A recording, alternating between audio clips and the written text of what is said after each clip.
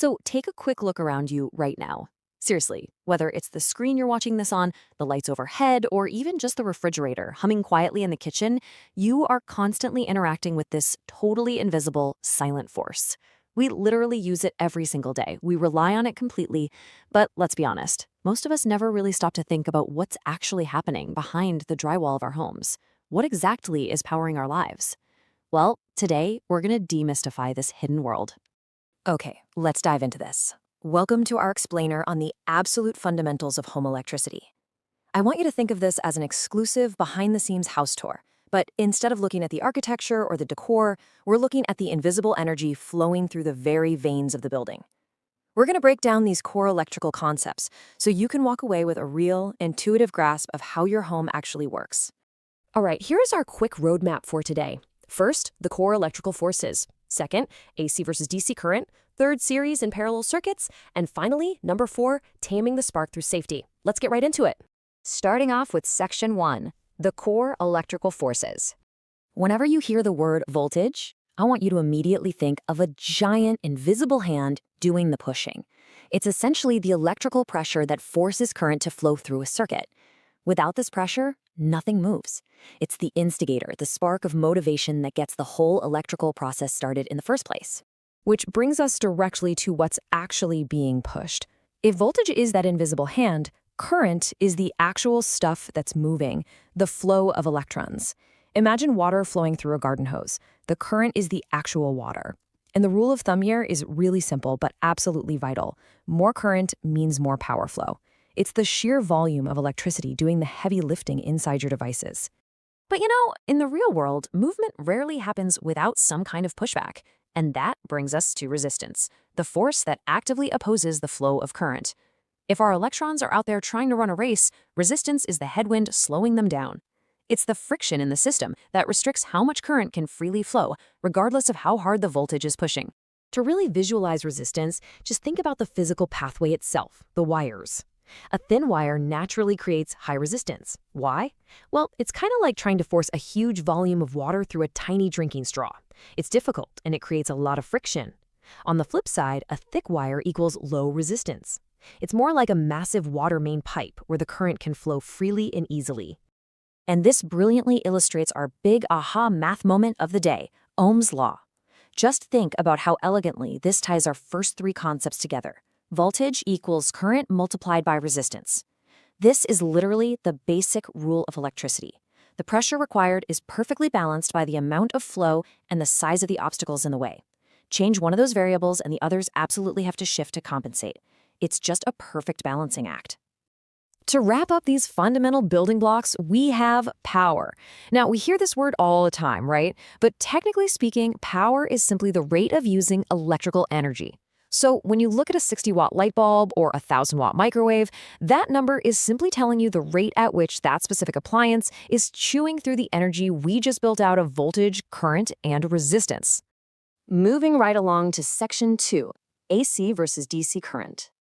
So there are basically 2 main flavors of current out there. AC, or alternating current, continuously changes direction, just back and forth, back and forth. This is the type of current surging through the outlets in your walls.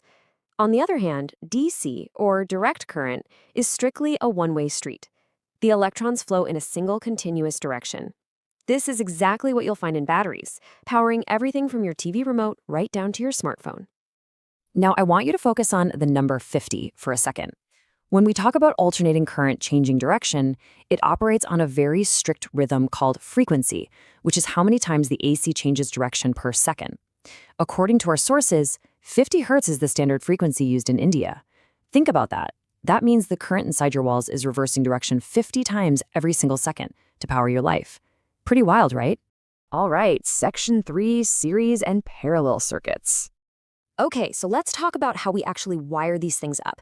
In a series connection, every single component is connected in one continuous line, kind of like beads on a string.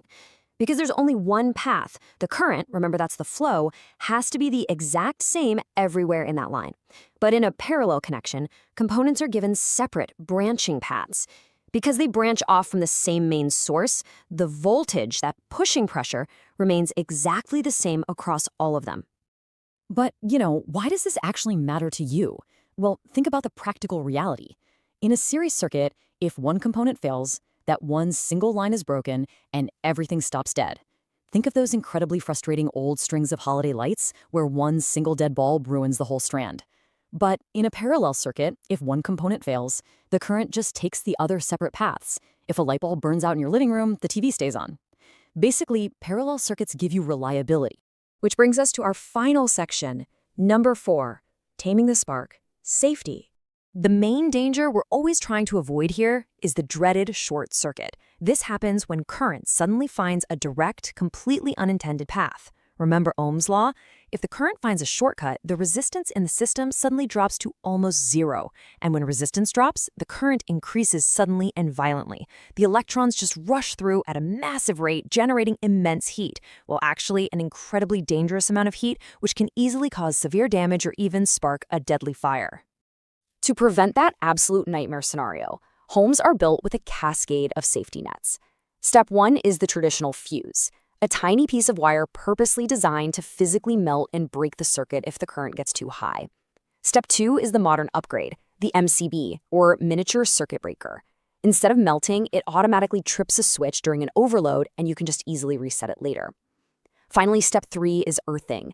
This is a dedicated wire that takes any dangerous leaking current and sends it safely into the physical ground outside, protecting you from a lethal electric shock. Bringing all of this together, our source material leaves us with this ultimate, incredibly practical tip. Always use parallel wiring in homes. Earthing is very important for safety. That simple idea perfectly summarizes exactly how we harness the physics of voltage and current, map it reliably with parallel circuits, and then lock it all down safely with proper earthing. It is absolutely the golden rule of residential electricity. So the very next time you walk into a dark room and casually reach for the wall, as you flip that switch, are you going to see it differently? Will you visualize that invisible 50 Hz alternating flow, the voltage pressure pushing the current, the parallel paths keeping your devices running independently, and those silent safety nets standing guard? I really hope you do, because the hidden world behind your walls is an absolute marvel of physics and human engineering. Thank you so much for joining me on this explainer.